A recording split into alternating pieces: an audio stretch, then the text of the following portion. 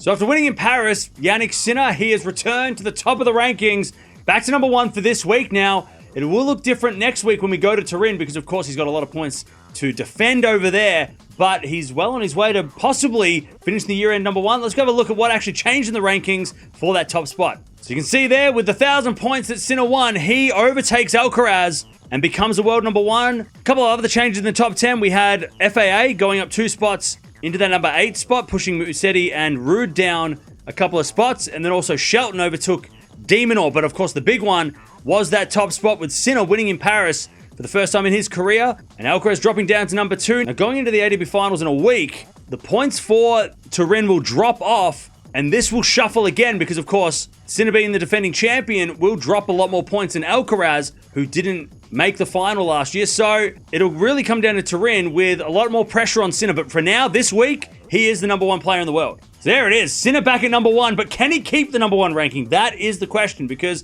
he, of course, has to defend in Turin if he is going to stay at number 1.